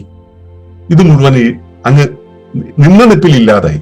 മാഷയുടെ മുന്നിൽ ഇരുന്നിട്ട് നമ്മളിങ്ങനെ തലകുനിച്ച് നിന്നതിന് ശേഷം അദ്ദേഹത്തോട് സ്നേഹാദരപൂർവ്വം സംസാരിക്കുമ്പോൾ ആ മാഷെക്കുറിച്ച് സുഹൃത്തിനോട് പറയുന്ന സമയത്ത് നമ്മുടെ കണ്ണുകളിൽ വരുന്ന 2 തുള്ളിയില്ലേ? നമ്മുടെ ഞാൻ ഭാവം ഇളകിപ്പോയ ഒരവസ്ഥയില്ലേ? അവിടെ മാഷോട് കാണിക്കുന്ന ആദരം. തിരിച്ച് മാഷ് എന്താ ചെയ്യുന്നത്? പതുക്കെ നമ്മുടെ കൈകളിൽ ഒന്ന് തൊട്ട്, ചിലപ്പോൾ തലയിലൊന്ന് കൈവച്ചിട്ട്, ആ മോനെ നീ ഇതിലൊക്കെ എത്തിയോ, നീ ഇങ്ങനെ ആയോ, സന്തോഷമുണ്ട്, നിനക്ക് കല്യാണം കഴിഞ്ഞോ, കുട്ടികളുണ്ടോ? ആ വലിയ അവസ്ഥയിൽ വാത്സല്യം കൊണ്ട് നമ്മളിൽ നിറയ്ക്കുന്ന സമയത്ത് നമ്മളിൽ എന്താ ഉണ്ടാവുക? ഇത് തന്നെ വേറൊരു രൂപത്തിൽ മാഷ്ക്ക് നമ്മളോട് തോന്നിയ വികാരമാണ്. നമുക്ക് ഒരു കൊച്ചു കുഞ്ഞിനെ കാണുമ്പോൾ, നമ്മുടെ അയൽപക്കത്ത് ഒരു കുഞ്ഞ് പിറന്നു കഴിഞ്ഞാൽ അതിനെ കാണാൻ പോണ സമയത്ത് അയൽപക്കക്കാരനായിട്ട് വേലിത്തർക്കൊക്കെ ഉണ്ടായിരിക്കും. പക്ഷെ കുഞ്ഞുണ്ടായി എന്ന് അറിഞ്ഞ് കാണാൻ പോണ സമയത്ത് കുഞ്ഞിനെ കാണുമ്പോൾ വേലിത്തർക്കൊക്കെ പോകും. നമ്മൾ ആ കുഞ്ഞിന്റെ കവിളിലും തലോടിയിട്ട് ഒന്ന് കൊഞ്ചില്ലേ? ആ സമയത്ത് നമുക്ക് ഉണ്ടാവുന്നത് അവന്റെ നിഷ്കളങ്കമായ ചിരി കാണുമ്പോൾ നമ്മുടെ കണ്ണിൽ ഊറുന്ന ഒരു 2 തുള്ളിയില്ലേ? അപ്പോൾ ഉണ്ടാവുന്നത് എന്താ? അവിടെയും ലയമാണ് ഉണ്ടാവുന്നത്.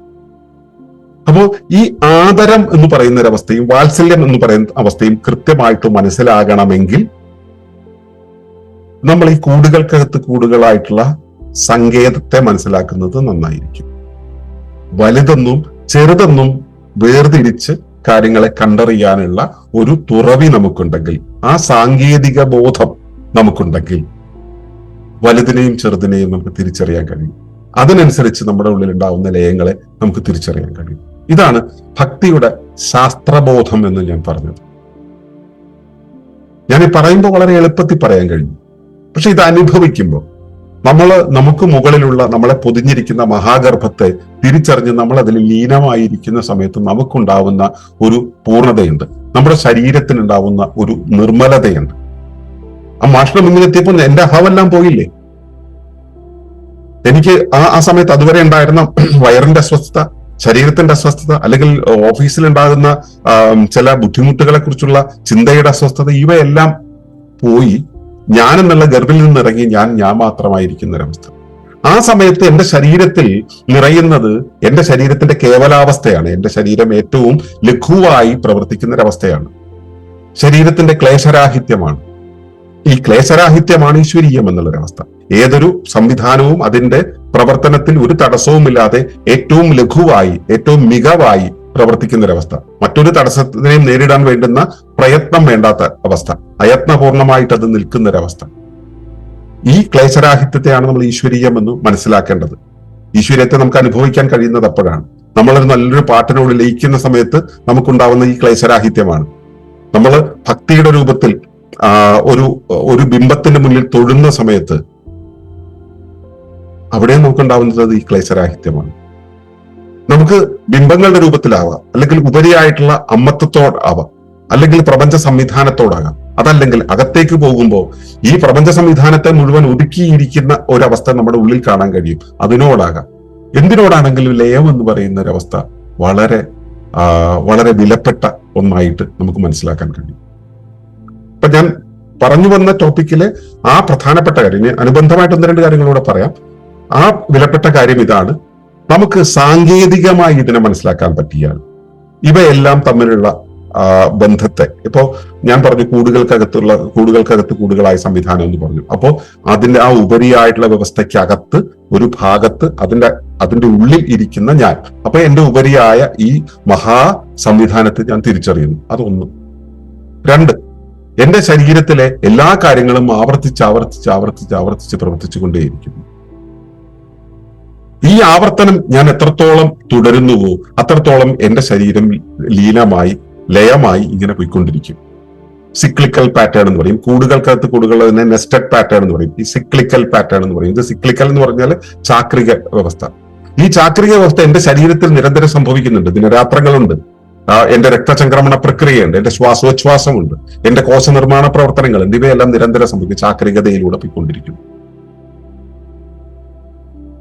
ഇത് പ്രകൃതിയുടെ ഒരു മഹത് പ്രതിഭാസമാണ്. ഈ ചാക്രികതയെ എന്റെ ഉള്ളിലൂടെ നടത്തിക്കൊണ്ടു പോകുന്നത് ജീവനാണ്. അതിന്റെ തെളിവായി ഞാൻ അറിയുന്നത്, എന്റെ ശരീരത്തിലെ മെറ്റാബോളിസം എല്ലാം നടക്കുന്നതിന്റെ തെളിവായി ഞാൻ അറിയുന്നത് എന്റെ പ്രാണനിലൂടെയാണ്. ഇവിടെ ഞാൻ എന്റെ അകത്തും പുറത്തുമുള്ള ആ ശരീരങ്ങളെ, എന്റെ അകത്തും പുറത്തുമുള്ള പ്രകൃതിയെ ഞാൻ കണക്ട് ചെയ്യുന്നു ഈ പ്രാണനിലൂടെ. ചാക്രികതയെ ഞാൻ തിരിച്ചറിഞ്ഞുകൊണ്ടേയിരിക്കുന്നു. ഇത് ലയമാണ്. ഇനി സങ്കേതത്തിന്റെ 3ാമത്തെ ഒരു തലം പറയാം. പ്രവാഹ വിന്യാസം എന്ന് പറയുന്നത്, ഫ്ലോ പാറ്റേൺ എന്ന് പറയുന്നത് പ്രവാഹം. ഈ പ്രവാഹം എന്ന് പറയുന്നത് എന്റെ ശരീരത്തിലൂടെ ഭക്ഷണം കയറി ഇറങ്ങുന്നു, വെള്ളം കയറി ഇറങ്ങുന്നു, ശ്വാസവും കയറി ഇറങ്ങി പോകുന്നുണ്ട്, പല അനുഭവങ്ങൾ കയറി ഇറങ്ങി പോകുന്നുണ്ട്. ഇത് ഒഴുകി അങ്ങ് പോകണം. ഈ പ്രവാഹം നിരന്തരം സംഭവിക്കണം. ഈ പ്രവാഹമില്ലാതെ ഞാൻ പലതിനെയും എന്റെ വികാരങ്ങൾ കൊണ്ടോ എന്റെ മനസ്സുകൊണ്ടോ പ്രവർത്തനങ്ങൾ കൊണ്ടോ ഒക്കെ, എന്റെ ശരീരത്തിന് ഒരുപാട് ലോഡ് കൊടുത്തത് കൊണ്ടോ ഒക്കെ ഞാൻ ഇങ്ങനെ നിറച്ച് ബ്ലോക്ക് ചെയ്തു വെച്ച് കഴിഞ്ഞാൽ എന്റെ പ്രവാഹം കൃത്യമായിട്ട് നടക്കില്ല. എന്റെ ശരീരത്തിന്റെ പല ഭാഗത്തും വേദന തുടങ്ങും, എന്റെ മനസ്സിൽ പല ഭാഗത്തും വേദന തുടങ്ങും, എന്റെ വികാരങ്ങൾക്ക് പല ഭാഗത്തും തടസ്സങ്ങൾ ഉണ്ടാവും. ഈ പ്രവാഹ വിന്യാസം കൃത്യമായിട്ട് സംഭവിച്ചാൽ, ഇതിനെ ഓരോന്നിനെയും കടത്തിവിട്ടാൽ എന്റെ ഉള്ളിലെ ആ ഒരു ഈ ക്ലേശരാഹിത്യം എന്നത് കൃത്യമായിട്ട് നടക്കും. അവിടെയും എനിക്ക് ലയമാണ് ഉണ്ടാവുക. ഇനിയും വിന്യാസങ്ങളുണ്ട്, വികാസ വിന്യാസമുണ്ട്, നെറ്റ്വർക്ക് ജാലികാ വിന്യാസമുണ്ട്. ജാലികാ വിന്യാസം എന്ന് വെച്ചാൽ ഞാൻ എന്റെ സഹവർത്തിത്വം, എന്റെ ചുറ്റുപാടുള്ള ജീവജാലങ്ങളുമായിട്ട് ഞാൻ ചേർന്നിണങ്ങി പോവുകയാണ്. അവയുടെ ഒരു അനുബന്ധമാണ് ഞാൻ എന്ന രീതിയിൽ പരസ്പരം പോവുകയാണെങ്കിൽ എന്റെ ചുറ്റുമുള്ള ഓരോ ജീവനെയും എന്നിലുള്ള ജീവനെ പോലെ അവയിലെല്ലാം നിറഞ്ഞിരിക്കും. പൂവിനെ കണ്ടാലും പൂമ്പാറ്റയെ കണ്ടാലും പുഴുവിനെ കണ്ടാലും എന്റെ ഉള്ളിൽ നിറഞ്ഞിരിക്കുന്ന അതേ ജീവനാണ് അവിടെ ഉള്ളതെന്നും ഞങ്ങൾ തമ്മിലുള്ള സഹവർത്തിത്വത്തിലാണ് എന്റെ സുസ്ഥിതി എന്ന് മനസ്സിലാക്കി കഴിഞ്ഞാൽ എനിക്ക് അവയെ വേർതിരിച്ച് കാണാൻ കഴിയുമോ? ഇല്ല. അപ്പോ നമ്മൾ സങ്കേതത്തെ മനസ്സിലാക്കി നമ്മളത് ഇവിടെ ആത്മീയമായി നമ്മളതിനെ ബോധ്യപ്പെടുന്ന സമയത്ത്, സങ്കേതത്തെ മനസ്സിലാക്കുന്നത് അനുമാനം ചെയ്യാനുള്ള സൗകര്യത്തിന്, ഇത് നമ്മൾ അനുഭവിക്കുന്നത് നമ്മൾ നിത്യജീവിതത്തിൽ. അങ്ങനെ കാണുമ്പോൾ എനിക്ക് ഇവിടെയുള്ള ഒരു ജീവജാലങ്ങളുമായിട്ടും വേറിട്ട ബന്ധമില്ലാതെ ഞാൻ അവയുടെ ആ ജാലികയുടെ ഭാഗമായിട്ട് അതിന്റെ തുടർച്ചയായിട്ട്, ആ ഒഴുക്കിന്റെ തുടർച്ചയായിട്ട് ഞാൻ നിൽക്കുന്നതായിട്ട് അനുഭവിക്കാൻ പറ്റും. ഈ തുടർച്ചയെ നമ്മൾ പൂർണ്ണമായിട്ടും ലീനമാക്കാൻ കഴിയും നമ്മുടെ കരുണയിലൂടെ, സഹാനുഭൂതിയിലൂടെ ഈ ഒരു ജാലികയെ നിലനിർത്താൻ കഴിയും. ഇത് തന്നെയാണ് മറ്റൊരു രൂപത്തിൽ എന്റെ വികാസമായിട്ട്. ഞാൻ എത്ര തളർന്നിരുന്നാലും അത് കഴിഞ്ഞിട്ട് ഞാൻ വീണ്ടും എന്റെ പൂർണ്ണമായിട്ട് പ്രവർത്തന വികാസത്തിലേക്ക് ഞാൻ ഉണരുന്നത് എനിക്കറിയാൻ കഴിയുന്നുണ്ട്. ഞാൻ ഈ പറയുന്നതൊക്കെ കുറച്ചുകൂടെ സാങ്കേതികമായി മനസ്സിലാക്കേണ്ട കാര്യങ്ങളാണെന്നുള്ളത് അതിലേക്ക് ഞാൻ കൂടുതൽ പോകുന്നില്ല. ഇപ്പോ ആറാമതൊരു പാറ്റേൺ ഉണ്ട്, റെസിലിയൻസ് പാറ്റേൺ, പുനഃസ്ഥാപന വിന്യാസം അല്ലെങ്കിൽ ചലനാത്മക തുലന വിന്യാസം എന്ന് പറയും. അതിലേക്കൊന്നും പോകുന്നില്ല, എന്താണെന്ന് ജസ്റ്റ് ഒന്ന് പറഞ്ഞിട്ടങ്ങ് കയറി പോവാം. നമ്മുടെ ശരീരം പകലന്തിയോളം പണിയെടുത്തു, ശരീരത്തിന് പല പല മാറ്റങ്ങൾ ഉണ്ടായി, ശരീരത്തിന്റെ പല ഭാഗത്തും പല തേയ്മാനങ്ങൾ ഉണ്ടായി. നമ്മൾ വീട്ടിൽ വന്നു, ലഘുവായിട്ട് വല്ലതും കഴിച്ചു, ഉറങ്ങിക്കഴിയുമ്പോൾ നമ്മുടെ ശരീരം ഇതിനെല്ലാം, ഈ കേടുപാടുകളെല്ലാം തീർത്ത് നമ്മുടെ ക്ഷീണമെല്ലാം മാർത്തി രാവിലെ എഴുന്നേൽക്കുന്ന സമയത്ത് നമ്മൾ വളരെ ശാന്തമായ ഒരു അവസ്ഥയിലേക്കും. നമ്മൾ മഹാപ്രക്ഷുബ്ധതകളിലൂടെ കടന്നുപോയി. അത് കഴിഞ്ഞിട്ട് കുറെ നേരം കണ്ണുമടച്ചിരുന്ന് നമ്മൾ നമ്മുടെ പ്രാണനെ ശ്രദ്ധിച്ചിരുന്ന് കഴിഞ്ഞ് നമ്മുടെ ശരീരം അതിനെയെല്ലാം പുനഃസ്ഥാപിച്ച് ശാന്തിയിലേക്ക് കൊണ്ടുവരും. അപ്പോഴും ലയമാണ് ഉണ്ടാകുന്നത്. ഇങ്ങനെ ഇതിനുമപ്പുറത്ത് കാണുന്നുണ്ടല്ലോ അല്ലെ? ഓക്കെ, ഇതിനുമപ്പുറത്ത് ഒരുപാട് വിന്യാസങ്ങൾ ഇനിയും നമുക്ക് പറയാം. ഞാൻ അവയിലേക്കൊന്നും പോകുന്നില്ല, ഇത്രയും മനസ്സിലാക്കിയാൽ മതി. പ്രകൃതിയിൽ ഇതുപോലെ ഒരുപാട് പ്രതിഭാസങ്ങൾ നിറഞ്ഞു നിൽക്കുന്നുണ്ട്. ഈ സങ്കേതങ്ങളെ അതിനെ സാങ്കേതികമായി മനസ്സിലാക്കുമ്പോഴാണ് നമ്മുടെ യുക്തിക്ക് തൃപ്തിയാവുക. പക്ഷെ ഇത് പ്രായോഗികമായി നമ്മൾ അതിനകത്ത് ലീനപ്പെട്ട് നിൽക്കുന്ന സമയത്താണ് നമുക്ക് ഇതിനെ അനുഭവിക്കാൻ കഴിയുക, അതൊരു അനുഭൂതിയാക്കാൻ കഴിയുക.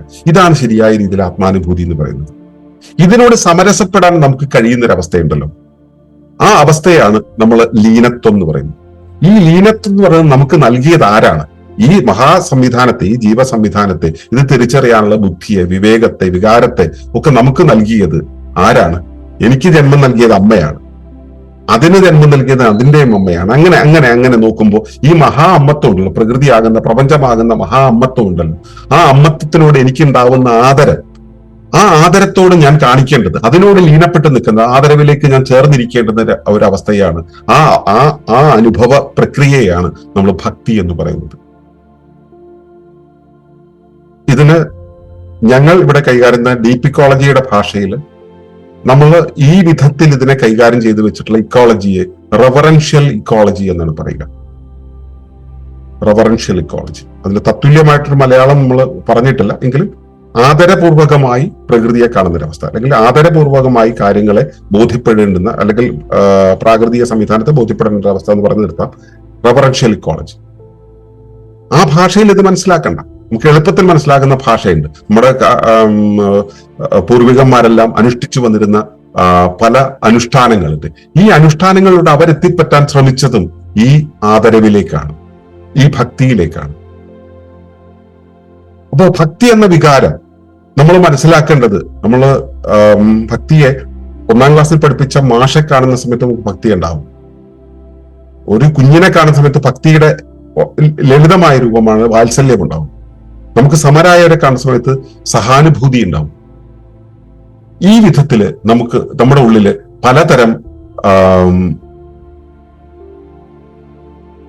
ചിന്താപദ്ധതികൾ. എന്റെ സ്ക്രീൻ ഇടയ്ക്ക് ഓഫ് ആവുന്നു, അതുകൊണ്ടാണ് ഞാൻ ഇടയ്ക്കൊന്ന് അന്തിച്ചു പോകുന്നത്. കാരണം നിങ്ങൾ അതുകൂടി ഉണ്ടോ ഇല്ലയോ എന്നുള്ളത് എനിക്ക് തിരിച്ചറിയാൻ പറ്റാതെ പോകുന്നത് കൊണ്ട്. ഓക്കെ, അപ്പോ ഈ വിധത്തില് ഭക്തിക്ക് പല പല രൂപങ്ങളുണ്ട്.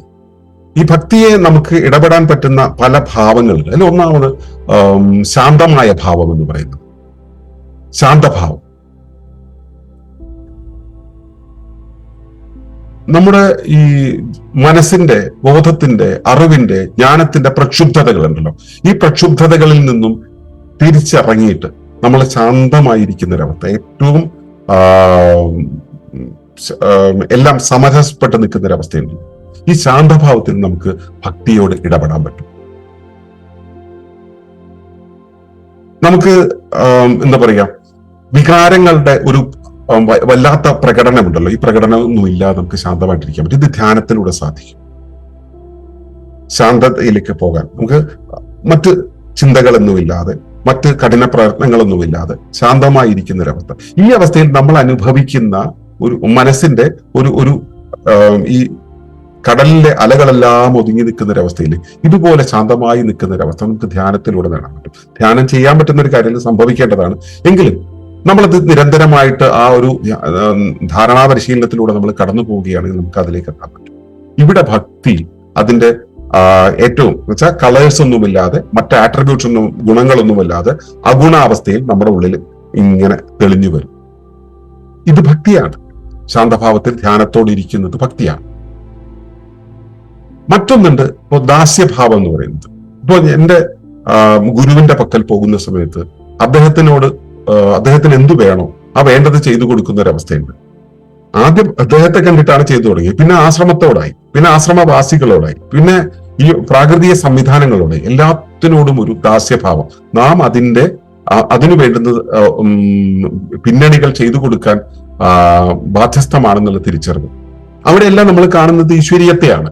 ഈശ്വരനെ ഒരു വ്യക്തിയായി സങ്കല്പിക്കുകയാണെങ്കിൽ അതിനെ യജമാനനായിട്ടും സ്വയം ദാസനായിട്ടും കാണുന്നൊരവസ്ഥ. നമ്മുടെ ധർമ്മത്തെ, അതിനു വേണ്ടുന്ന ധർമ്മങ്ങൾ ചെയ്യാനാണ് ഞാനെന്നുള്ളൊരവസ്ഥ.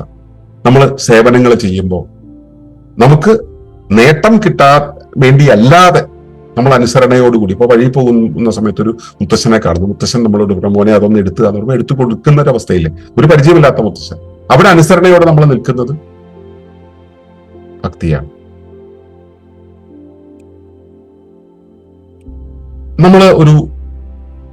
നമുക്ക് സമാനനായിട്ടുള്ള ഒരാൾക്ക് ഒരു ആവശ്യം വരുന്നു. ആ ആവശ്യത്തിൽ നമ്മൾ അവരിൽ നിന്നും ഒന്നും പ്രതീക്ഷിക്കാതെ സ്നേഹവും വിശ്വാസവും ഒക്കെ കൊണ്ട് നമ്മൾ അവരോട് ചേർന്നിണങ്ങി നിൽക്കുന്ന ഒരവസ്ഥയിൽ, ഇപ്പൊ ഒരു ട്രെയിൻ യാത്രയിൽ ഒരാളെ പരിചയപ്പെടുന്നു, അവരുമായിട്ട് നമ്മൾ ഒരു സഖ്യത്തിലാകുന്ന ഒരവസ്ഥയിൽ, ആ അവസ്ഥയിൽ നമ്മൾ അവരുമായിട്ട് സമരസത്തിലാണ്, ലയത്തിലാണ്. ഇത് സത്യത്തിൽ ഈശ്വരീയത്തെ തന്നെ നമ്മൾ അവിടെ കാണുകയാണ്, അറിയുകയാണ്. അവിടെ ദൈവത്തെ നമ്മൾ ആത്മസുഹൃത്തായി കാണുന്നു. ദൈവം എന്ന പേരിലല്ല, അവിടെ നമ്മുടെ ഒരു ധർമ്മം എന്ന രീതിയിൽ നമ്മളത് ചെയ്യുന്നു. സഖ്യഭാവത്തിൽ നമുക്ക് അങ്ങനെയാണ്. കുഞ്ഞുങ്ങളെ കാണുമ്പോൾ, കൊച്ചു കുഞ്ഞുങ്ങളെ, ചെറിയ ജീവികളെ കാണുന്ന സമയത്ത് അതിനോട് കാണുന്ന വാത്സല്യം, അതും ഭക്തിയാണ്. ഇതിന്റെ അപ്പുറത്ത് വേറൊരു സാധനം ഉണ്ട് കേട്ടോ, രാധയൊക്കെ കൊണ്ട് നടന്ന പോലെ പ്രണയം എന്നുള്ളൊരവസ്ഥ. നമ്മൾ നമ്മുടെ ഇണയോട് കാണിക്കുന്നത്, ഞാൻ പൂർണ്ണമാകണമെങ്കിൽ എന്റെ ആ പൂർണ്ണതയിലേക്ക് എത്തുവാൻ വേണ്ടി പ്രകൃതി നൽകിയ എന്നിലെ ആ ഭാവങ്ങളെ നിറയ്ക്കാൻ ഞാൻ എന്റെ ഇണയെ കണ്ടെത്തുന്നു. അതൊരു പ്രത്യേക പ്രായത്തിലാണ്. വേറൊരു അവസ്ഥയിൽ ഞാൻ എന്റെ അപൂർണതകളെ ഫില്ല് ചെയ്യാനായിട്ട് എന്റെ സഹജീവികളെ, സഹപരിസ്ഥിതിയെ ഞാൻ ഇങ്ങനെ ഉള്ളിലേക്ക് എടുക്കുന്നു. അതുമായിട്ട് ചേർന്നിണങ്ങുമ്പോൾ ഞാൻ അനുഭവിക്കുന്ന ആ ഒരു അവസ്ഥയുണ്ട്, ഒരു മാധുര്യ ഭാവമുണ്ട്. അതിന് പ്രണയമെന്ന് വിളിക്കാം, പ്രേമമെന്ന് വിളിക്കാം. അത് വ്യക്തിയോടാകാം, ഒരു വസ്തുവിനോടാകാം, ഒരു കമ്പനത്തോടാകാം, ഒരു സംഗീതത്തോടാകാം, ഒരു പ്രദേശത്തോടാകാം. ആ മാധുര്യഭാവം നമ്മൾ അനുഭവിക്കുന്നില്ലേ, അതും ഭക്തിയാണ്. ഇങ്ങനെ ഭക്തിക്ക് ഒരുപാട് രൂപങ്ങളുണ്ട്. ഇതെല്ലാം നമ്മൾ അനുഭവിക്കുന്നുണ്ട്, നമ്മുടെ നിത്യജീവിതത്തിൽ നമ്മൾ അനുഭവിക്കുന്നുണ്ട്. ഈ നിത്യജീവിതത്തിൽ അനുഭവിക്കുന്ന അത് തന്നെ നമുക്ക് കേട്ടുകൊണ്ട് നമുക്ക് ആ ഭക്തി രൂപത്തെ നമുക്ക് ഉള്ളിലേക്ക് എടുക്കാൻ കഴിയും. നമ്മളിൽ നിന്നും പ്രകടമാക്കിക്കൊണ്ട്, ഇപ്പൊ ഒരു കീർത്തനം പാടുന്നു എന്നുള്ളത്, ആ പാടുന്ന സമയത്ത് നമ്മളെ ഉള്ളിൽ നമ്മൾ ആ കമ്പനം ഉണ്ടായിക്കൊണ്ട് നമ്മൾ ആ പ്രപഞ്ച സംവിധാനത്തെ കുറിച്ചുള്ള വിചാരത്തിൽ അതിനോട് കമ്പനം ചെയ്തുകൊണ്ട് ചേർന്നിണങ്ങി പോകുന്ന ഒരവസ്ഥയാണ്. താളാത്മകമായി, രാഗാത്മകമായി നമ്മൾ അതിലേക്ക് എടുക്കുന്ന ഒരവസ്ഥ.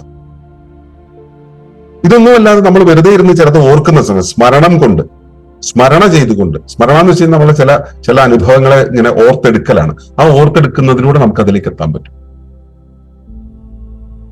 ഇത് ഞാൻ നേരത്തെ പറഞ്ഞ പോലെ ഗുരുവിനെ പാദസേവ ചെയ്യാം. ഗുരു എന്നുള്ളത് തുടക്കമാണ്. പിന്നീട് മുന്നിൽ കാണുന്ന എന്തിനും പാദസേവ ചെയ്യാം. എന്തിനും വേണ്ടുന്ന സേവനം ചെയ്യാം. അപ്പോഴാണ് നമുക്ക് പാരമ്പര്യമായിട്ട് കിട്ടിയിട്ടുള്ള വേറെ ചില കാര്യങ്ങൾ. ഇപ്പൊ നമ്മുടെ രീതിയിൽ തന്നെ നമ്മളിവിടെ പരിപാടി തുടങ്ങിയപ്പോൾ നമ്മൾ നമസ്കാരം പറഞ്ഞിട്ടാണ് ചെയ്യുന്നത്. നമ്മൾ ഒളിമ്പസിലെ എല്ലാ പരിപാടിക്കും ആത്മനമസ്കാരം പറഞ്ഞ് പ്രാണനെയും പഞ്ചഗുരുത്വങ്ങളെയും കണക്ട് ചെയ്തുകൊണ്ടാണ് നമ്മൾ നമസ്കരിക്കുക. ഇങ്ങനെ ചെയ്തില്ലേ വല്ല കുഴപ്പമുണ്ടോ? ഒരു കുഴപ്പമില്ല. പക്ഷെ ഇങ്ങനെ ചെയ്യുമ്പോൾ നമ്മൾ ആ ഗുരു തത്വത്തിലേക്ക് നമ്മൾ കണക്ട് ആവുകയാണ് ചെയ്യുന്നത്. ഇത് തന്നെയാണ് നമ്മൾ പുഷ്പാർച്ചനയോ അല്ലെങ്കിൽ ഏതെങ്കിലും കാര്യങ്ങൾ നെയ്തിച്ചുകൊണ്ട് ഒരു പൂജാവിധിയോടുകൂടി നമ്മളൊരു കാര്യം ചെയ്യുമ്പോൾ, അർച്ചനം ചെയ്യുന്ന സമയത്ത്, അർച്ചനകൾ ചെയ്യുന്ന സമയത്ത്, അനുഷ്ഠാനങ്ങൾ ചെയ്യുന്ന സമയത്ത് ഉണ്ടാവുന്നത്. ദാസ്യം ചെയ്യുന്ന സമയത്ത് സഖ്യം ചെയ്യുന്ന സമയത്ത്, നേരത്തെ പറഞ്ഞു ഇതൊക്കെ, നമ്മൾ നമ്മളെ തന്നെ അർപ്പിക്കുന്ന ഒരു സമയത്ത്, ഇപ്പൊ ഒരു കല്യാണ വീട്ടിൽ പോയി അവിടെ ചെന്ന് നമ്മളെ പൂർണ്ണമായിട്ടും അർപ്പിച്ച് അവിടെ പണിയൊക്കെ എടുത്ത് തിരിച്ചു വന്നു കഴിയുമ്പോൾ നമുക്ക് ഉണ്ടാവുന്ന ഒരു നിർവൃതിയുണ്ട്. ഞാനത് ചെയ്തു എന്നുള്ള ഭാവത്തിനും ആവാം, അതൊന്നും അല്ലാതെ അത് എന്റെ ധർമ്മമാണെന്ന രീതിയിൽ പോകുന്നതും ആകാം. ഇവിടെ എല്ലാം നമ്മൾ ഈ പറയുന്ന ഭക്തിയുടെ വിവിധ രൂപങ്ങളിലൂടെയാണ് കടന്നു പോകുന്നത്. അപ്പോ ഭക്തി എന്നുള്ളത് നമുക്ക് അറിയാത്തൊരു കാര്യമല്ല, നമുക്ക് എല്ലാവർക്കും അറിയുന്നതാണ്. ഇത് ഉപരിയായ ആ ഒരു വ്യവസ്ഥയോടുള്ള, ഉപരിയായ വ്യവസ്ഥ എന്ന് വെച്ചാൽ ഭൗമ സംവിധാനമെന്നോ പ്രപഞ്ച സംവിധാനമെന്നോ ഒക്കെ വിളിക്കാം, അതിന്റെ ഏറ്റവും ശാന്തമായ ക്ലേശരഹിതമായുള്ള പ്രവർത്തനത്തെയാണ് ഈശ്വരീയം എന്ന് നമ്മൾ പറയേണ്ടത്. ഇനി അങ്ങനെ പറയാൻ നമുക്ക് കഴിഞ്ഞില്ല എന്നിരിക്കട്ടെ, നമ്മൾ ഈ ചിന്തയ്ക്ക് ഇവിടെ കൂടിയ ആളുകളുടെ ഒരു കൂട്ടത്തിലല്ല, നമ്മൾ ഇവിടുന്ന് വെളിയിലേക്ക് ഇറങ്ങിയാൽ ഇതിനെ ബിംബരൂപത്തിൽ കാണുന്നവരുണ്ട്. ആ ബിംബരൂപത്തിൽ കാണുന്നതിന്റെ അവസ്ഥയെ നമ്മൾ ഈശ്വര ബിംബങ്ങളായിട്ട്, അത് ഏതെങ്കിലും ദൈവത്തിന്റെ രൂപത്തിൽ, ദേവതകളുടെ രൂപത്തിലൊക്കെ നമ്മൾ ഇതിനെ കാണും. സാധനകൾ ചെയ്യുന്നവർക്ക് ദേവതകളുടെ രൂപത്തിൽ അതിനെ മനസ്സിലാക്കും. സാധനങ്ങളൊന്നുമില്ലാതെ സാധാരണ ജീവിതത്തിൽ പോകുന്ന ആളുകൾക്ക് അത് ദൈവങ്ങളുടെ രൂപത്തിലാണ് കാണാൻ കഴിയും. ഒരു ബിംബമുണ്ട് അവിടെ, കണ്ടെത്താൻ ഒരു ബിംബമുണ്ട്. ചിലർക്ക് ബിംബരൂപം ഇല്ലാതെ നാമരൂപം മാത്രമായിട്ടുള്ളത് തന്നെയുണ്ട്. അപ്പോൾ ഈ രൂപത്തിൽ നമുക്ക് ദൈവീകതയെ കാണാൻ കഴിയും. ഇതിനോടെല്ലാം ഉണ്ടാകേണ്ടത്, അടിസ്ഥാനപരമായിട്ട് ഉണ്ടാകേണ്ടത് ഭക്തിയാണ്. ഈ ഭക്തി നമ്മൾ പ്രകൃതി എന്ന മഹാസംവിധാനത്തോട് നമ്മൾ ആദരപൂർവ്വം നിലനിൽക്കുന്ന വാത്സല്യത്തോടെ, സ്നേഹത്തോടെ, സഖ്യഭാവത്തോടു കൂടി ലയത്തിലായിരിക്കുന്ന ഒരവസ്ഥയാണ് ഈ ഭക്തി എന്ന് പറയുന്നത്. ഭക്തി എന്ന് പറയുന്നത് ഈ പ്രപഞ്ച സംവിധാനത്തെ ഏറ്റവും സുഖകരമായി, ശുഭകരമായി നിലനിർത്താൻ വേണ്ടി പ്രകൃതി കണ്ടെത്തിയ സങ്കേതമാണ്. ഇത് മനുഷ്യരിൽ ഇതിന് പറഞ്ഞുണ്ടാക്കുന്ന ഇത്രയേറെ കഥനങ്ങളും ഇതിന്റെ ശാസ്ത്രത്തിന്റെ വ്യാഖ്യാനവും സാങ്കേതിക വ്യാഖ്യാനവും ഒക്കെ വേണ്ടി വരുന്നു.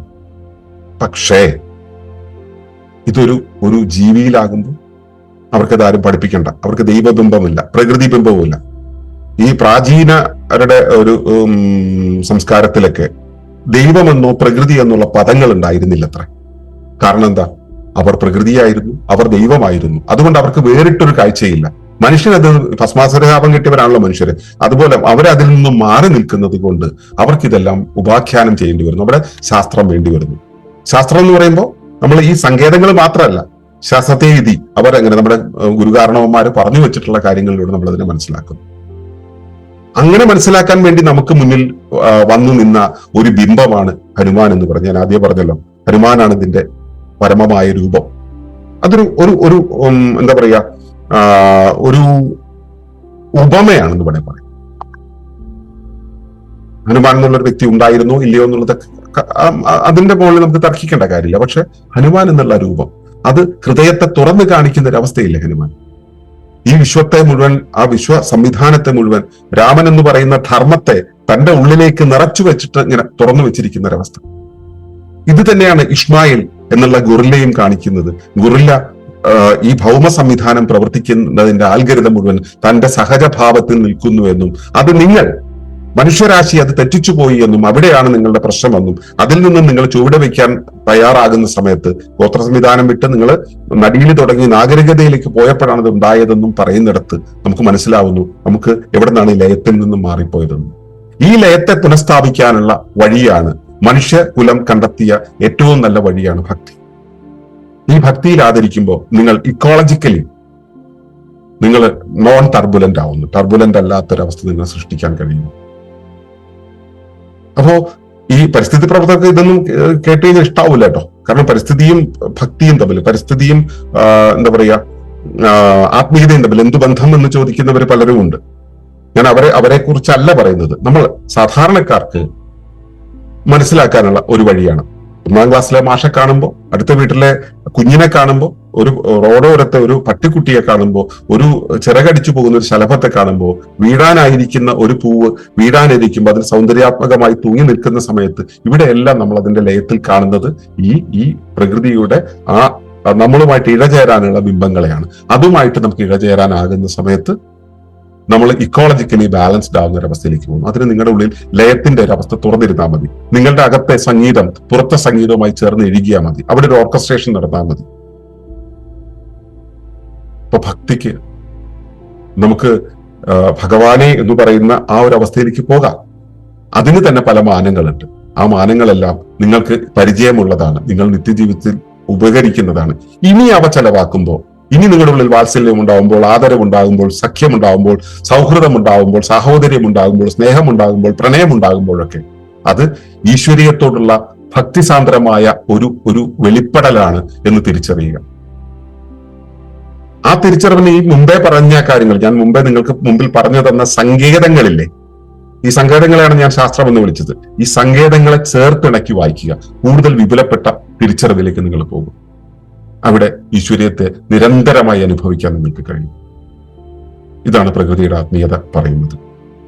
ഇത് പറഞ്ഞുകൊണ്ട് ഞാനിവിടെ ഈ ആഖ്യാനം നിർത്തുകയാണ്. ഇനി ചോദ്യോത്തരങ്ങളിലൂടെ പോകാം. എല്ലാവരും നിങ്ങൾക്ക് എന്ത് മനസ്സിലായി എന്ന് പറഞ്ഞിട്ട് വേണം ഇവിടുന്ന് പോകാൻ എന്ന് പറഞ്ഞുകൊണ്ട് നിർത്തുന്നു. നന്ദി, നമസ്കാരം.